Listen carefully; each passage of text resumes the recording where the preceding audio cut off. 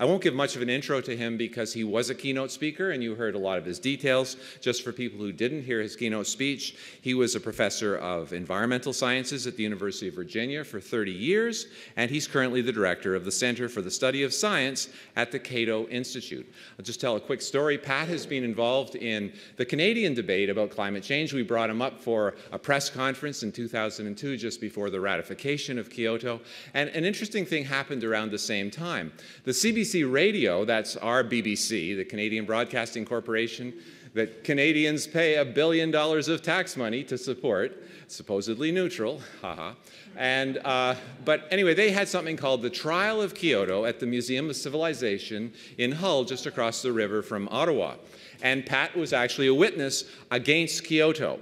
And, you know, during his presentation, I noticed that some people in the audience were murmuring, who is this oil-funded evil denier, you know? And so I went to Pat in the interview and I said, you know, I think we should just clear that up. How about in the question period, I ask you who your funders are? And Pat said, fine, go right ahead. So I was standing in line waiting to ask my question, and this hippie lady in front of me was saying, oh, you know, these oil-funded deniers, blah, blah, blah. And I said, yeah, you know, somebody really should ask about that. And she said, yeah, I want to ask about that. I thought, great, you know, this is ideal. Have one of the opponents to our side, you know, obviously very left-wing and very unrealistic about climate, ask Pat that question. So she got to the microphone, who are your funders, you know? And Pat answered, quite honestly, he said 95%, I think he said, was from the public. It was from government funding. And the remaining 5% was from industry of one kind or another. Well, she was quite satisfied. Pat actually explained. He said, if I was biased based on my funding sources, I would be supporting the climate scare because 95% of my money comes from there. And the audience were quite happy about it. And so the lady sat down. And yet in her sum up, Elizabeth May, who's now a Green Party MP in the House of Commons in Canada, she was the lawyer on the pro-Kyoto side. And she got up and she started railing about how Pat Michael's funded by fossil fuel and blah, blah, blah. There was a murmur through the audience. They knew that wasn't true, okay? Now, remember, CBC Radio broadcast this the next day. What do you think they did? Well, not only did they get rid of the murmur, but they took out Pat's explanation of his funding, and they left in Elizabeth May's rant at the end. Now, whether Elizabeth May was lying or asleep, or maybe she didn't believe him, I don't know. But this certainly showed why many Canadians are not keen on giving the CBC $1 billion for supposedly neutral funding. Anyway, that's my little story about Pat, and I won't say any more, but hand over the podium to Dr. Pat Michaels. Thank you. Thank you very much. I'd like to, the title of this section has to do with basically scientific behavior, and one of the questions is, why do scientists herd? Well, one answer to that is it is in the nature of science. Science is often thought to be a public good, but it's also a contribution good. In science, you have to acquire a large base of knowledge, produce original products, to become a member of the club, and then the members of the club share their original products with you. You can think of it in terms of patents, you can think of it in terms of research discoveries, and so you get communities of self-interested, self-reinforcing people. Thomas Kuhn would say that's how paradigms are formed, overarching worldviews for certain subjects. I would say the paradigm operating in climate change is that climate change is horrible, the sensitivity of temperature is very high and dangerous, and that is being assaulted very seriously, and I'll get into that. The idea that science is a public good goes back to Francis Bacon,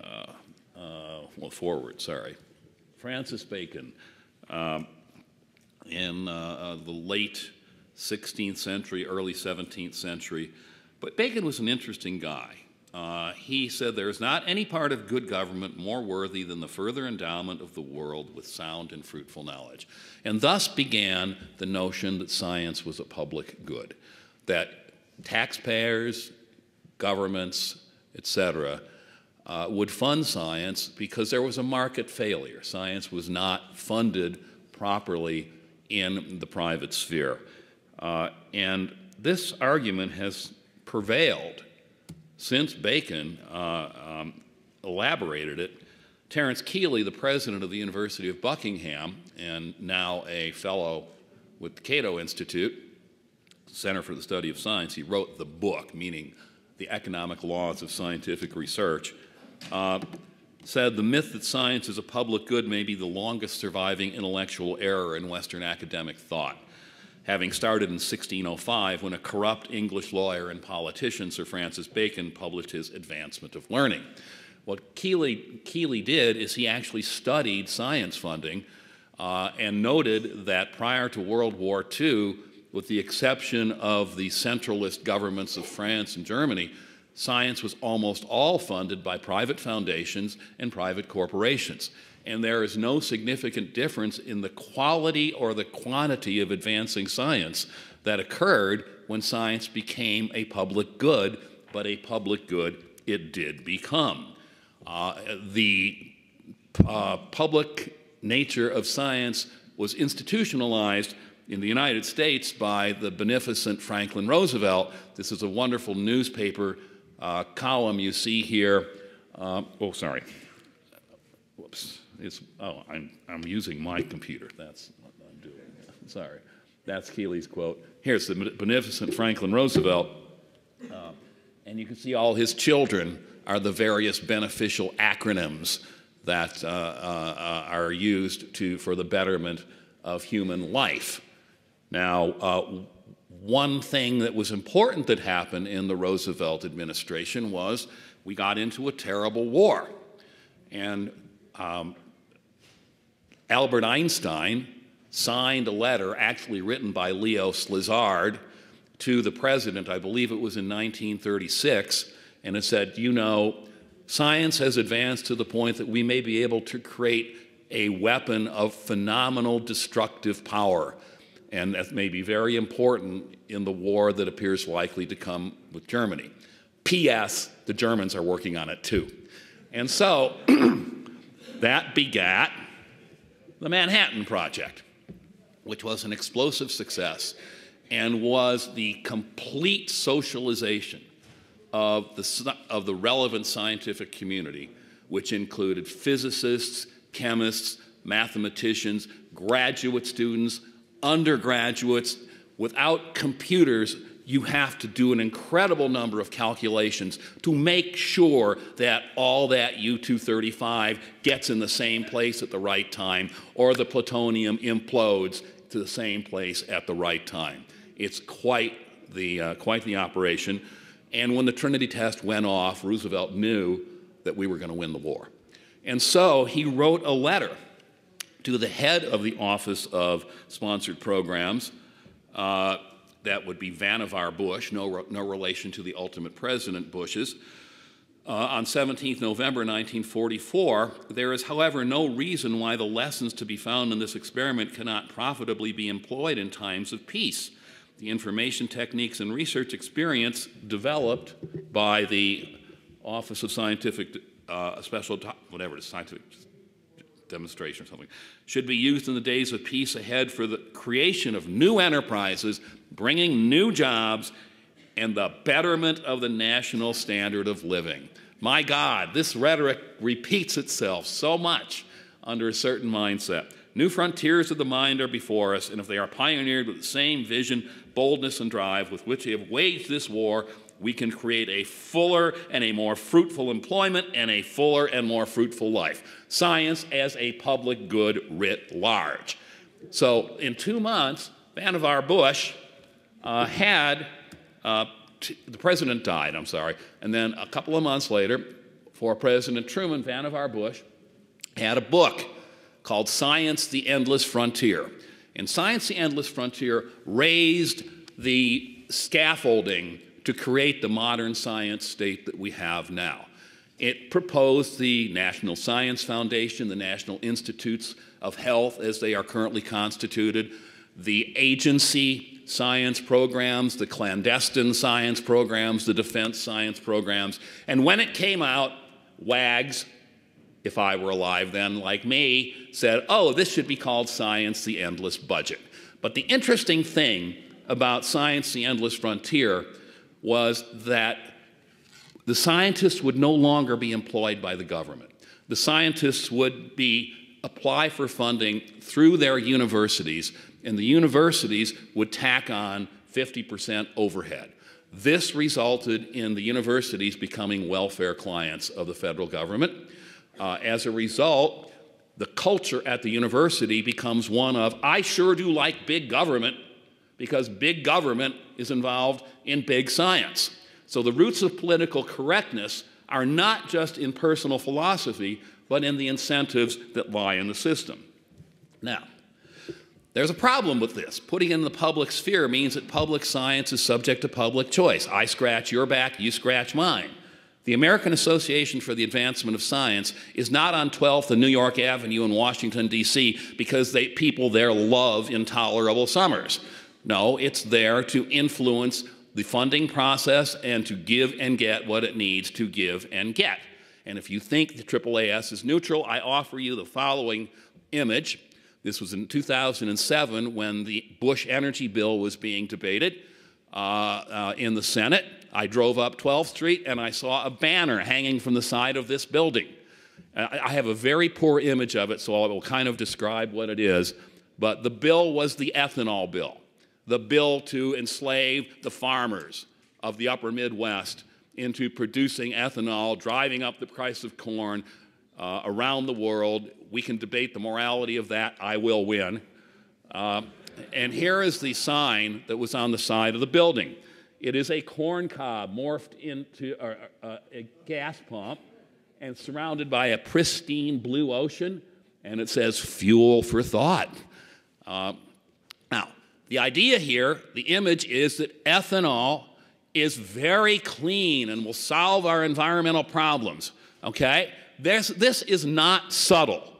This is the science lobbying organization lobbying for a bill to please its clients. And, you know, if this were the Cuban Academy of Sciences, it would say socialismo o muerte. It is what organizations that are in bed with their governments do.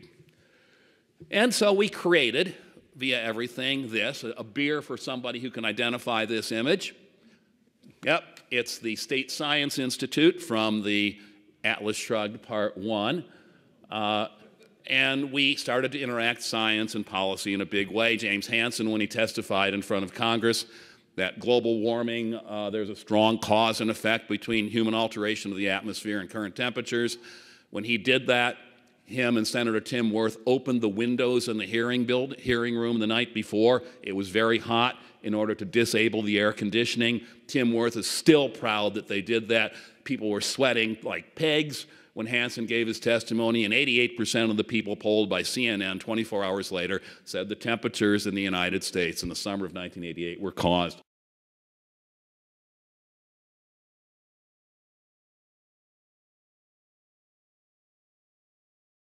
emissions, scenario B, the observed emissions, and less emissions, and the blue line are the observed temperatures. This is a complete failure. And yesterday I pointed out that, in fact, the entire family of climate models has now failed, and ethical science would remove it. But that graphic I just showed you is the thermonuclear equivalent of the end of the general circulation models as they now stand. But it's going to take a long time because scientists change very slowly. From Kuhn's structure of scientific revolution in science, novelty emerges only with difficulty, manifested by resistance against a background provided by expectation. Initially, only the anticipated and the experienced are, even under circumstances where the anomaly is later to be observed. In other words, we don't see the errors. We don't see this huge problem. Now, I'm out of time, so I'm going to skip. I was going to talk about Karl Popper, but I'm not. There is still time, brother.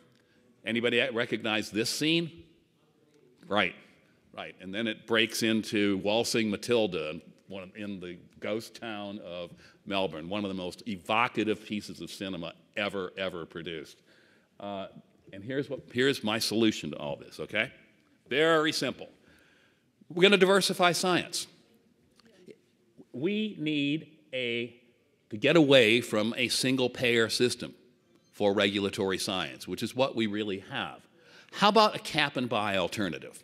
Let's say the government funds 100 units of research in environmental science that's related to regulatory processes, okay? And let's say, I don't know, the Koch brothers say, you know, we would like to pay 5 units of that research because we have a dog in this hunt.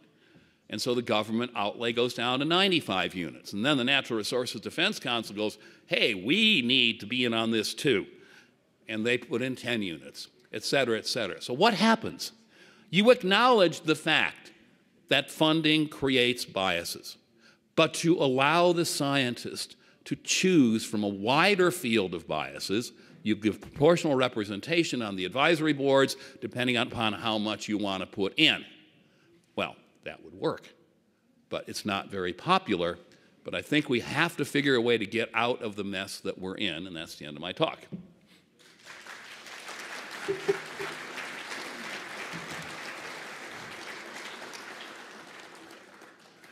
And I will take a few questions before I skedaddle. There's one right in front of you. So just 5 minutes of Q&A for Pat Michaels, so we can just keep this brief and fit in as many people as possible. So a lot of, I come from a medical background, and a lot of research in medicine is funded by drug companies. And a lot of that research is foo-fooed by people because it's funded by drug companies, but they do a very good job of doing that research. And a lot of the research is completely redundant because the FDA makes people do things over and over and over again. So, you know, we're increasing costs of research for no real benefit. Well, I appreciate what you're saying, and the fact of the matter is that research has to be replicable. It needs to be transparent. And can I ask you a question? What's your specialty? Okay, you might have an answer for this. How in the hell did Merck not know that that Vioxx would kite blood pressure in a large percentage of the elderly population? And why was it too small? Because people were going to get an answer they know they wanted to get? Yeah, I heard that. Yeah, I mean, it was so obvious as soon as the drug came out that it was very, very dangerous.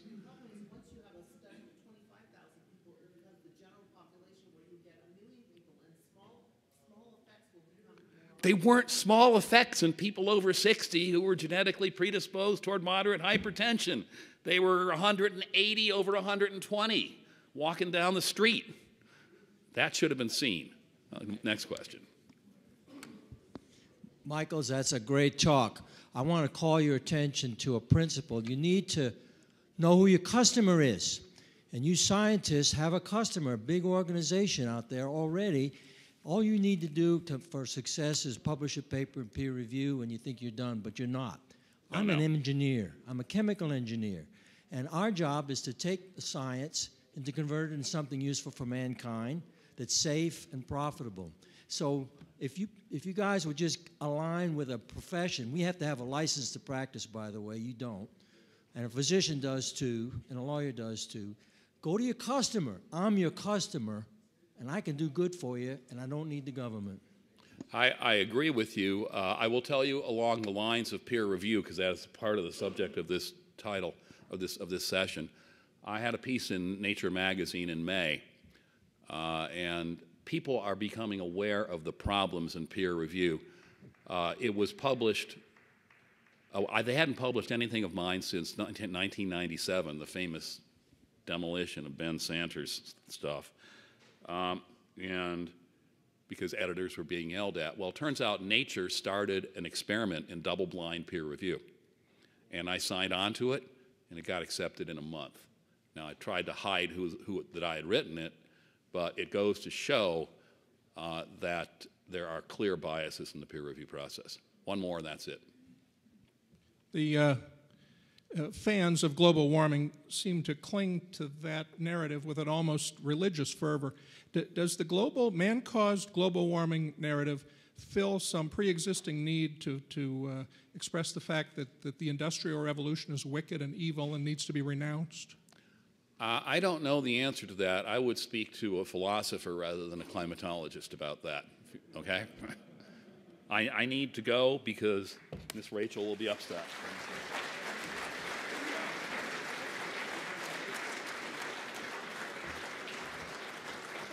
Yeah, thanks, Pat. Don't break too many speed limits on the way there. We hope you meet your plane.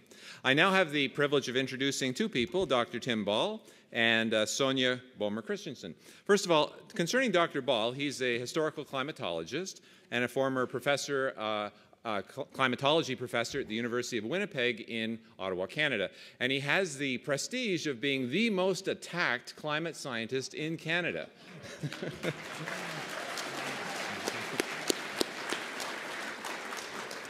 And that's actually a good thing. I mean, think of it. One of our supporters of the International Climate Science Coalition is Sandy Much. Okay, he's a 93-year-old ex-World War II Lancaster bomber pilot. And his story to Tim Ball is simply this. We got the most flack when we were over the target. When we returned from missions over Germany, and we were not shot at, we knew that we weren't hurting them. So, Tim, congratulations. You obviously are right over the target. Now, Tim is a Renaissance man, okay? He doesn't just discuss the science. He puts it in a social context. He's taught the history of science, the philosophy of science, that sort of thing. And, you know, it's interesting because he also shares the implications of devastating climate policy. And in particular, if you have a look at pjmedia.com, and you search for Tim Ball, his most recent article that I helped, I was co-author, he was the main author, talks about the incredible impact that's coming on the United States if you get rid of your least expensive and most abundant energy source, and that is coal. Okay, Tim points directly in the article to Ontario. Ontario went in 2003 from 25% of our electricity from coal to 0% as of about April of this year. And guess what? Our debt per capita now is 5 times that of California.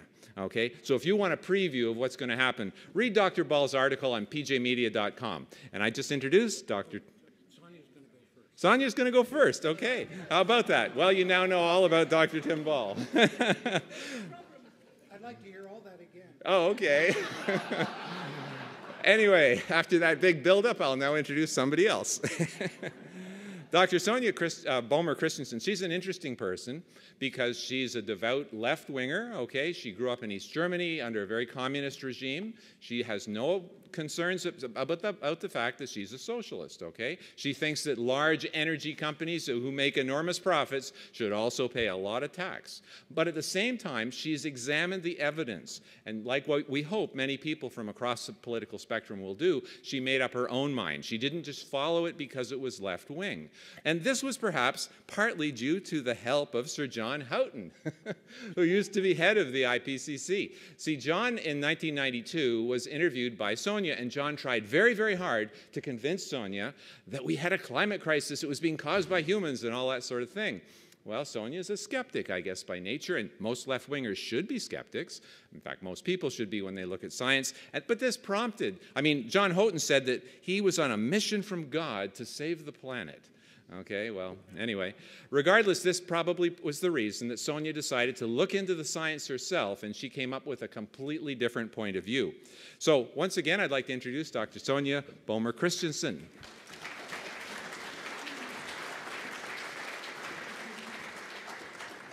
Tom, thank you very much, and thank you for having me here, and thank you for all the people in the audience and elsewhere who have published climate-skeptical papers in my journal. I became the editor of this journal called Energy and Environment, which was it's published in England. I became a climate. Before I started publishing this journal, I was already a climate skeptic. I was a climate skeptic or a science skeptic on the basis of my PhD, which was in marine pollution, and on a lot of work and research I did on acid rain. All the German forests were dying, and I was told by a forester who knew exactly what had happened, and it was nothing to do with the emissions from the nearby power stations. So I was critical before I started to look at climate change. And I was actually funded by the British government for many years, 4 years altogether, and then I took over the editorship of the journal as well, to look at the IPCC. I was actually a reviewer Working Group 3 of the IPCC. And I interviewed a very large number of people because the topic of our research was to study the politics and the science of the Intergovernmental Panel on Climate Change. The results were such that I couldn't but become a climate skeptic, but I couldn't publish much of it because a lot of the information I was given was in confidence. I was also still fairly green myself, and I didn't want to cause too many problems to the British government, perhaps. But I published quite a few climate skeptical papers in Energy and Environment, and when the editor at the time, David Everest, died of cancer, he handed it over to me. Now, it's interesting, the origins of this journal. The origins of this journal were due to this chap called David Everest. Now, he was a government scientist for the British Department of the Environment. He knew, and I know quite a few people there who worked in this department since, he knew to what extent environmental policy was highly politicized and used by various interest groups, economic, commercial, ideological, for various purposes. The environment is a wonderful tool for doing politics. So he liked my approach, doing a political analysis, not just an economic analysis, and not just sticking to the natural science. So he handed this over to me to continue this climate skeptical approach. And just before I left, I had a look at one of the very early issues, 1992, and there is a report of a big conference, and there's a wonderful article in there by Richard Linson, and very little has changed since then as far as the politics are concerned. And so I wanted to put a plea in here as well. Don't just look at the science, the natural science, as a partly German. I know the language is important. In English, science is always used for natural science. In German, the word science, you can have a science of literature, a science of religion, as long as you look at in a critical way, a professional way, at a certain area of study. So science, and I wanted to show you something about this, the problem with climate change and science is not only with natural science. What I've heard not mentioned here is this enormous impetus the climate scare has given to the whole range of natural sciences. I just got a list here from a famous publisher, the Environmental Politics and Policy, Edward Elgar. Justice for Future Generations, the fragmentation of global climate governments, Handbook on Energy and Climate Change. I cannot get any energy books anymore, which also refer to climate change. Energy and climate change will become one. Handbook on Climate Change and Agriculture, the Global Challenge in Encouraging Sustainable Living, Economics of Climate Change, Environmental Policy. I could get on. For history, international relations, climate change has spread right through the research arena in the Western world, and not only there. So I wanted to just warn you of this. And out of this comes my perhaps main contribution to the debate. I try to make a tough distinction, or serious distinction between science as an outcome, a product generated over a long period, and it's not a political thing. It's extremely valuable, needs protection. But there's something else, and I think our first speaker mentioned it quite a lot indirectly. I call it the research enterprise, which is big business. And the research enterprise during the last few decades has become an increasingly dependent on government funding or private funding, as we heard the other day, the big green. Now, this research enterprise is dependent on giving the right answers. And I know a lot about this, how this happens, because the kind of research I did, you didn't write it for the research community, you write it for the users. It was actually in our contracts. You only got funded if you produced the right results for the users. In the users community, well, that could be big enterprises, that could be, usually it was the environmental bureaucracies, it could be your fellow scientists. So the whole research enterprise, and hence later on science, has now been diluted or influenced by the climate scare, and it's going to be very difficult to turn this around. Now, my own experience as an editor is, it's very difficult, and I come here to ask for help. If you get papers which are scientific natural science and are critical of the the global warming hypothesis theories, peer review is very difficult. You cannot peer review, or it's very difficult to get peer review across this boundary. So the climate skeptical scientists will peer review climate skeptical papers and then get dismissed by the other side, and vice versa. I do not know how this is overcome, but this is a problem facing an editor at the moment. The other thing I'm very worried about now. I quote you one sentence I wrote a few days ago. I get a large number of papers, particularly from China, South Korea, Iran, from developing countries, because I spend a lot of time on helping young researchers, PhD students, to write their first proper paper. Now, that's what I wrote, a couple of them, in one day. I'm fed up with papers that uncritically adopt the belief that carbon dioxide emission reduction should be the primary goal of energy policy. And virtually everything I get assumes this now. At least tell me this research is based on what the IPCC says, but not just quote the truth. Or the other thing, this carbon dioxide emission reduction is the only relevant environmental issue. I don't get any other environmental issues, and there are many, many, many of them. I only get the carbon dioxide all the time. And this is another problem for me. So the research submitted to me is mainly carbon dioxide related.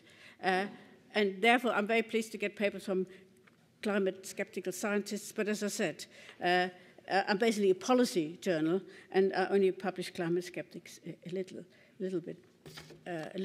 Now, back to the idea that research is not science. Research is now a big business funded in Europe by the Commission of the European Community, and I will send you a research topic like how will energy policy improve the integration of the European community. The answer is always given in the overall research project. And instead of giving you a lot of freedom as an individual researcher, and that's why I pulled out of it in the end, you get a major, one chief investigator appointed, and he will then supervise his 5 or 6 research assistants or researchers who have no permanent position in universities at all. They only have an income from the research grant as long as the grant lasts. So the invitation, not to lie, but to massage your results to suit your funders or your users is very great. And I think I've looked at research in Germany, I looked at research in Australia because I've got an Australian passport and my family is there. It has affected the whole area, and it's very difficult to get this published. I tried this once or twice when I did the IPCC work. The first time and then the second time I tried again. I tried to put questions in my research efforts to individual scientists whether they would prefer to be funded individually by the state or from their income as an academic. Because I thought that if your money isn't related directly to your research outcome, you might be more honest or less biased in your publishable abstracts and conclusions. Well, the first time the person I did the research with, and he was really in charge of me, he's a very famous non-climate skeptical professor now in Great Britain, he vetoed this question. And then a few years later, on a different grant, I tried to ask this, send questionnaires to the major climate science researchers on this subject. And a certain Gavin Schmidt, somebody might. Have you heard of somebody called Gavin Schmidt? Yes. I didn't realize that he had this very strong position. I thought he was just a name I came across. He so rubbished my research proposal, put so many conditions on it, statistical ones, that I gave up.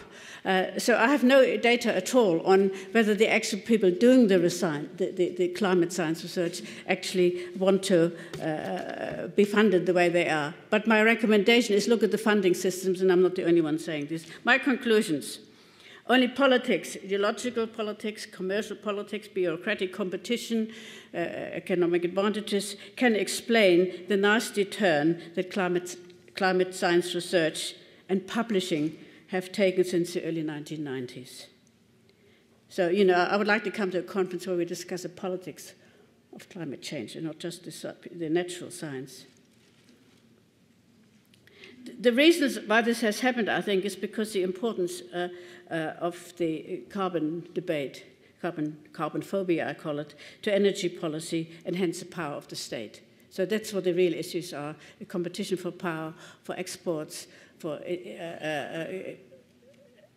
resource policies, and as I said, especially energy policy, which is linked to all the others. This has been a disaster for science as an outcome, but has been of huge benefit to the rather unhappy research community.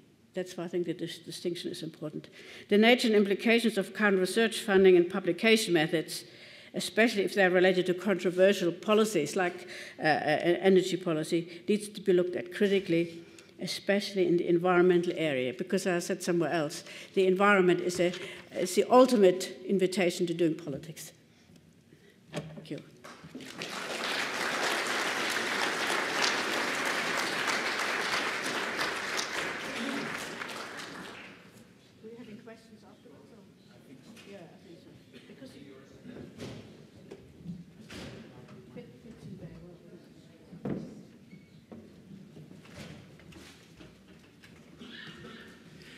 I hope you all remember that wonderful introduction.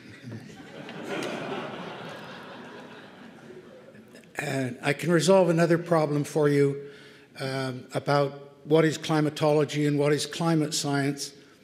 I was asked to speak to a grade 4 class who are studying the fur trade. And of course, the weather during the fur trade of the Little Ice Age was a very important issue. And the teacher introduced me as a climatologist. And immediately a hand went up at the back of the room.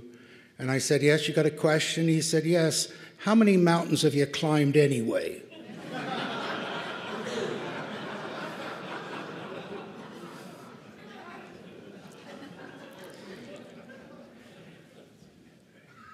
"25% of the American population still thinks that the sun goes around the earth, and it doesn't matter to them.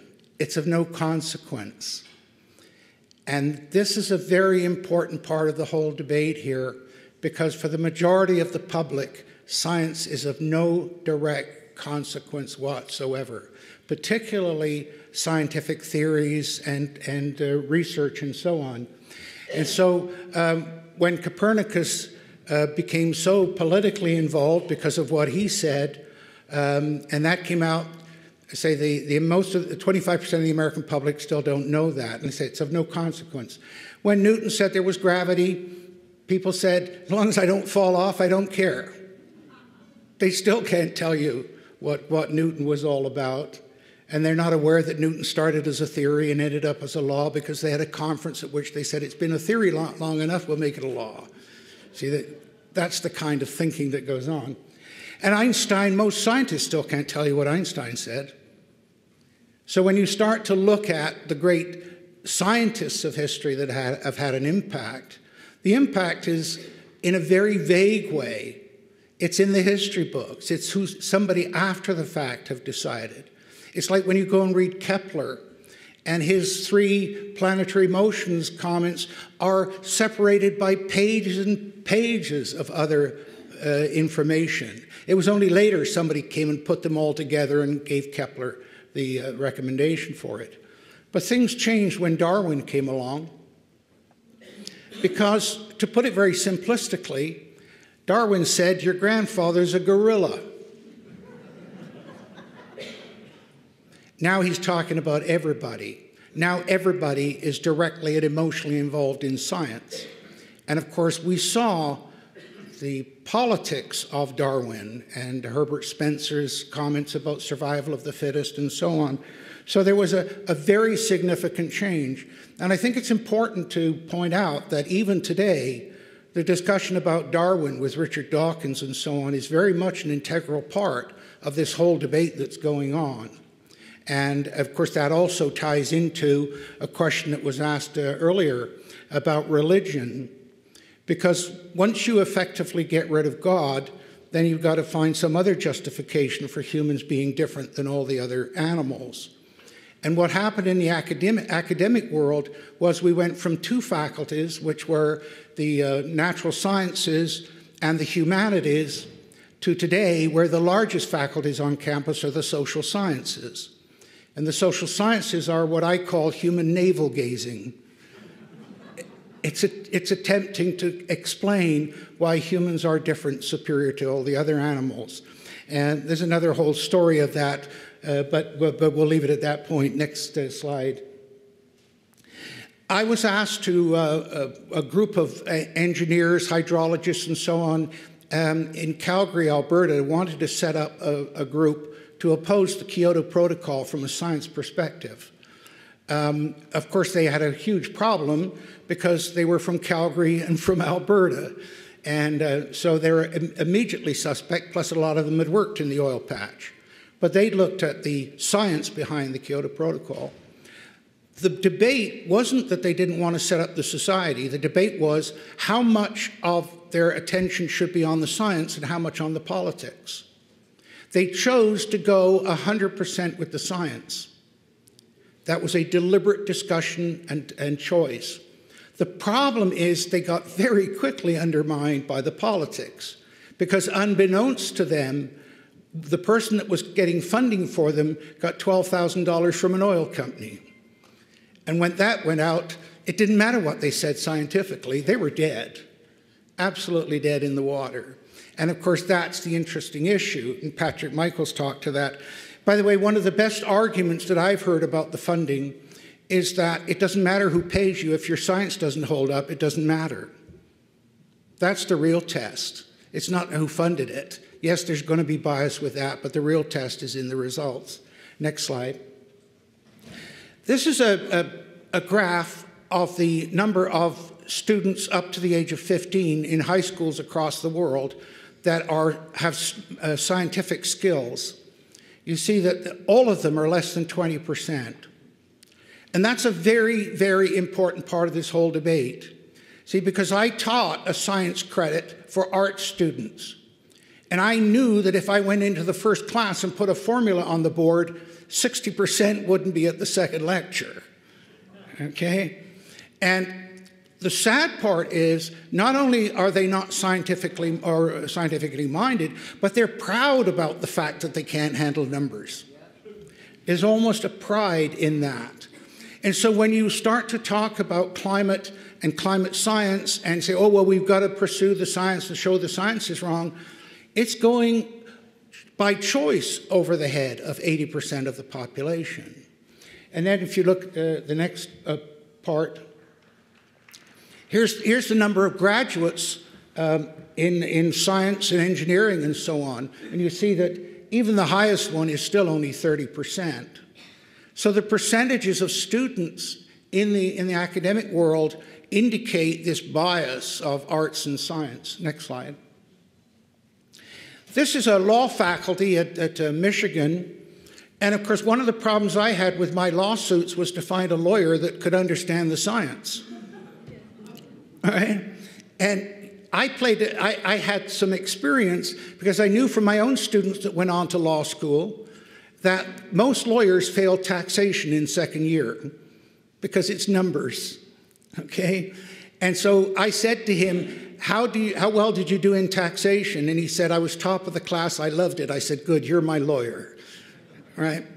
And it turned out that with his abilities in logic as well as the science, he's been a very, very good lawyer for me.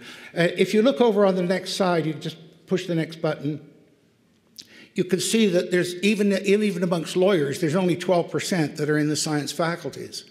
And that's a huge problem in our society today with the climate argument, because we've got the scientists, the lawyers, and the politicians have no idea. Most of them are arts graduates. And so when you go and talk to them about science, that's what Maurice Strong knew. That's why he got the weather agencies in every country involved through the WMO, because he knew they could control the politicians, that if any of the politicians asked questions, they could say, what do you know about the science? How dare you question us? So it put it in the control of the bureaucrats. Next slide. This is a study done at Yale, and it was a study on knowledge about climate change. This is the actual results. And what they did was they graded them, A, B, C, D, and F, and you can see that F is dominant. And here's what they did. Next, there we go. To further adjust for the difficulty of some questions, we constructed a curving grading scale. There's that dreaded grading curve, right? All the students hate. That you're going to put the marks and you're going to curve them so that the performances are determined by the grade. It was lovely for me because, of course, you know, all distributions are a bell curve. So the students would ask me, do you mark on the curve? And I would say, yes, the ball curve. Next slide. Here's the results after they curved the results.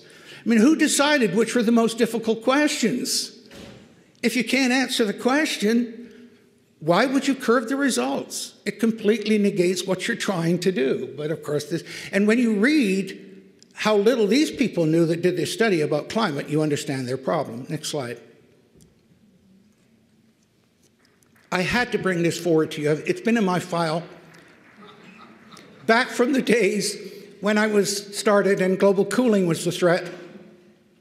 And I wondered how many of the public understood this cartoon?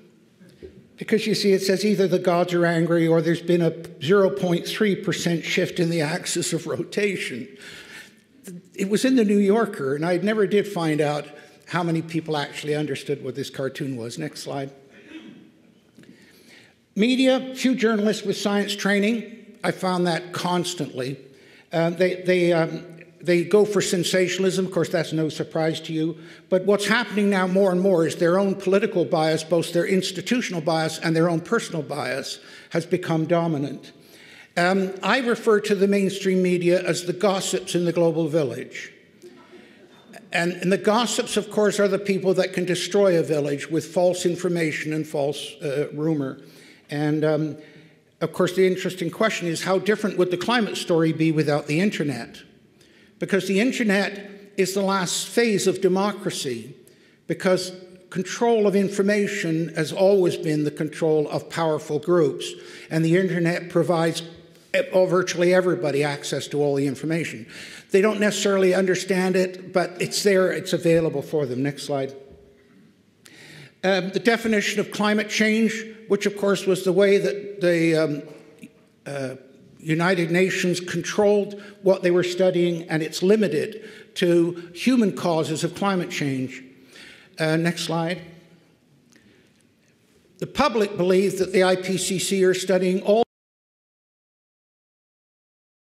causes of climate change. And when you read the quote from the IPCC, you understand why. They say the Intergovernmental Panel on Climate Change is the leading international body for the assessment of climate change. No, it isn't. That's a false statement, but that's thrown at you all the time. Next slide.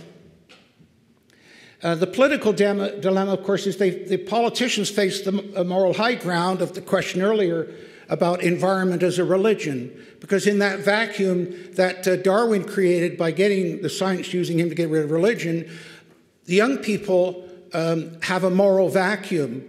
And of course, environmentalism came along as a perfect filler for that. And I can tell you, in one of my science credits for art students, I made a deliberately provocative comment. I know you can't imagine me doing that, but I made a deliberately provocative comment. One of the students shouted out, "I don't believe you." Well, of course, the class went rigid. Said the red pencil sword of Damocles is going to descend on him.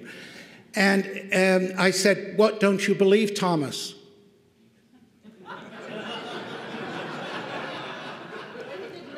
No, his reply was, "My name isn't Thomas."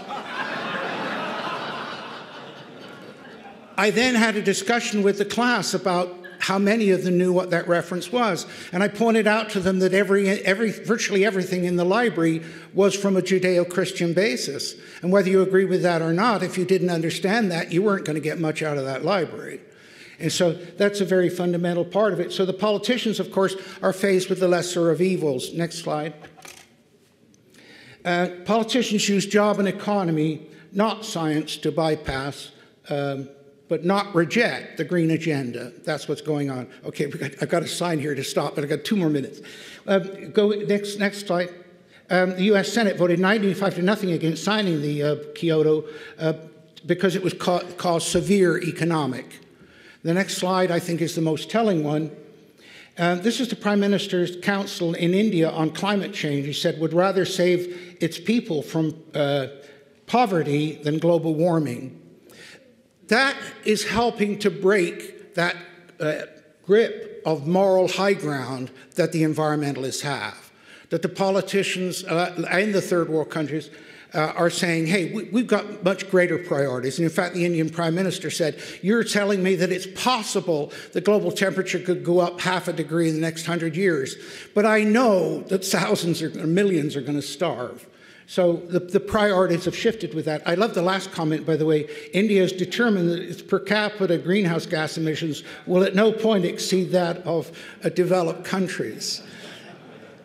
That's a political knife. I love that. Next slide. What's going on, though, is behind the scenes, the bureaucrats are controlling things. This is in British Columbia, which was the first province in Canada to bring in a carbon tax. They also introduced smart meters, which is another way of controlling people's energy use. And the person that was mainly responsible for producing this was Andrew Weaver. If you push the next slide. And here's what Weaver said about it, and I'll let you read that for yourselves. Weaver, of course, there's 2 things about him. One is he's suing me, as is Michael Mann. And of course, it's not because I'm particularly bright, it's because the public understand what I'm explaining to them. And they can't say I'm not qualified. Weaver's now a member of the Green Party in BC, and of course has been pushing this. The next slide. This is the EPA for, the EPA is doing the same thing. In other words, they are introducing climate controls and climate policies through the bureaucracy. And I'll just leave you with this last quote at the bottom. Can you push the next one? This is Mary McCarthy's comment. Bureaucracy, the rule of no one, has become the modern form of despotism. And that's what's going on. So I would suggest to you that, yes, what you're doing with the science is great. What's been achieved through the groups like this is wonderful. But as Sonia intimated, you've really got to get to the political and to the people. And whether we like it or not, we have to acknowledge that Al Gore's movie, Inconvenient Truth, was a superb piece of propaganda. Such a good piece of propaganda that even Lena Riefenstahl would have appreciated it. Thank you. Hey, thanks, Tim. Good job. Okay, we have 6 minutes for questions, so just put your hand up when you have a question.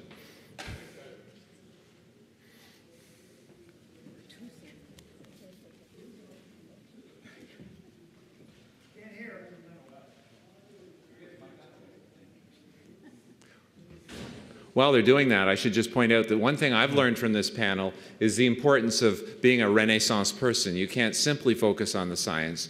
And you know, the idea that we have to learn philosophy, any students in the audience, if you can take it as a minor, boy, you really got to do it, because to understand how to beat these arguments, you need more than science.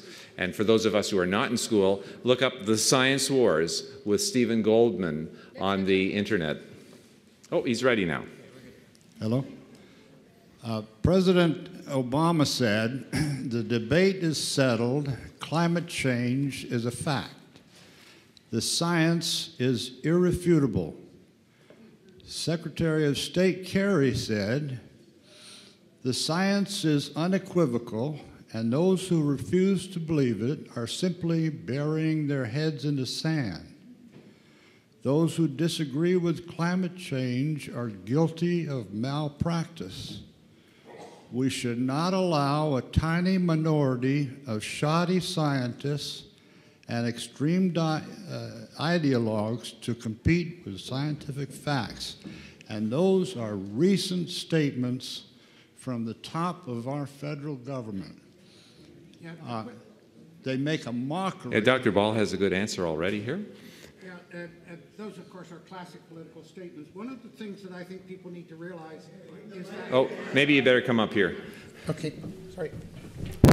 Yeah, those, of course, are political statements. One of the things that's happened is that the climate issue has become part of environmentalism, which was a new paradigm shift.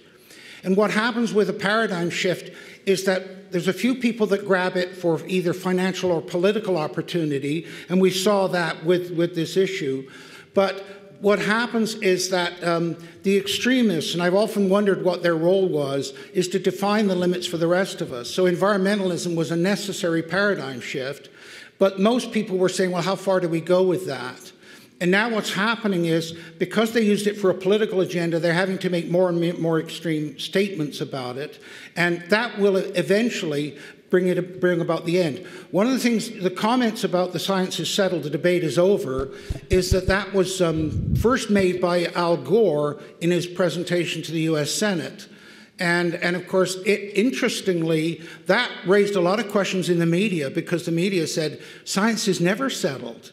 Why are you saying that? So that was one of the beginning of opening up people's minds, much like the epiphany that Sonia had when she spoke with Houghton. These people say certain things that suddenly make you stop and say, no, hang on a minute. You know? Wait a minute, could I have something on Yes, go ahead. Because I want to not defend, but explain Obama and his administration. Firstly, he probably didn't write it or even say it. Someone was written for him. It was probably come from the environmental bureaucracy, who have many, many agendas hanging on people believing this. There's the voters. There is the whole hope that this climate stuff will help to encourage investment into renewables, etc., and get the economy going again, which is still in a problematical state. He will get support from many banks and pension funds who've decided to disinvest from carbon. So from a political analysis, not from a scientific one, but from a political analysis, I could not defend, but I could explain Obama's position, because he's only reflecting what's going on in society as a whole. And that so many people believe the Al Gore material. This is a reflection which you hinted at. It's a lack of scientific education in this country and other countries. So you don't blame it all on the politicians either. It's, in a sense, what happens in politics reflects on all of us. Yeah, no, I would agree with that up to a point, but I think one of the great frustrations for the public is the lack of accountability. The people can make these statements and then walk away with them. They're never held accountable for them, and that's the real issue. But you've got more accountability in this country than in many others. There's no accountability in most countries in the world, and I think America still has more accountability, I think, than many others. So don't put yourself down, you know, but it's a continual fight, a continual process. Yeah, it seems to me that what we're really lacking here is the fact that we're not willing to go out and shame these people. I mean, these people like Hansen and the people that wrote the speech for Obama, they have to be laughed at until they're just so humiliated with their stupid positions that they must know is a lie. We have to form ourselves, and when we see them, we should spit at their feet. No, that's going too far. No, you'll be locked up for that, I think. Just a quick comment about that. One of the challenges that I've had is that, for example, when I was being interviewed for the Martin Durkin film, The Great Global Warming Swindle, the cameras were running and I wasn't aware of it, and I didn't care afterwards. But he said, "Have you had any attacks?" And I said, "Yes, I've had several death threats." And the reason that I didn't want to publicize that was because the number of scientists that I knew who were afraid to speak out. And it's the intimidation. And as all of you in this audience know, the price you pay for daring to raise your head in this society, that's what's really frightening. The idea of an open dialogue and an open debate is long gone. And I'd be honest with you. Somebody said, would you do what you did again? And the answer is probably no. The price that you pay is enormous. And I've even had, just to give you an idea, I've had scientists that say to me, we agree with you, but we're socialists. And the minute we say we agree with you, we're categorized as conservatives, and that's a terrible thing to happen. That is not my experience. That is not. Maybe in North America, but I have a good friend who is a member of the Labour Party. He left it, joined the Green Party. He wrote an extremely good paper addressed to the European Commission, criticizing the IPCC. He's a climate skeptic. One of my very good friends who negotiated the Rio conference for the British government is a climate skeptic. He regrets it now that he didn't bring the Treasury along. There is much more openness out there. It is the political struggles, and don't put yourself down, you know. I mean, a local party where I come from in Hull, a local candidate for the council elections, a climate skeptic. It is just by labeling them communists, by labeling them people on the left, and that's watermelons. You anger many people, and you lose your allies in the opposition to this climate nonsense. Remains too narrow because you've turned it into too much into a party political ideological issue, in my opinion. So we can take one more quick question. Hi, my name's Lawrence Kogan. I've spoken with both of you extensively during the course of the last 2 days. Dr. Ball, I am a tax master's LLM, so just so you know. And Dr. Bone Christensen, and both of you are stating the very true... Can you turn the volume up a bit, please? How do you do that? Okay. The bottom line is what you have is you have a postmodern paradigm shift of science, economics, law, and art, and it's a basic rejection of the Enlightenment era, which is the basis for the founding of this country. And as a result of that, you have precautionary principle-based science, which is not based on causation, it's not based on probabilistic risk, it's based on hypothetical correlations and hazard. As a result, and the use of peer review is not very well done either. Now, what we are doing, and I run a nonprofit, itssd.org, that has just filed a 145-page FOIA request with the EPA and the NOAA, demanding that they show compliance with the peer review standards under an obscure statute called the Information Quality Act. That is one federal statute that the Obama administration has subsumed within its presidential memoranda on scientific integrity, which basically is gobbledygook. It's black goo. The bottom line is that you do have a mechanism in the law to hold the government to account. The question is, do you believe in that? And do you support the need for peer review? But what you have is a paradigm shift, and the question is how to fight it. Well, what is a paradigm? Yeah, I'm going to have to call the session to an end because in about 11 minutes we have a big luncheon. So I welcome you there. Thank you.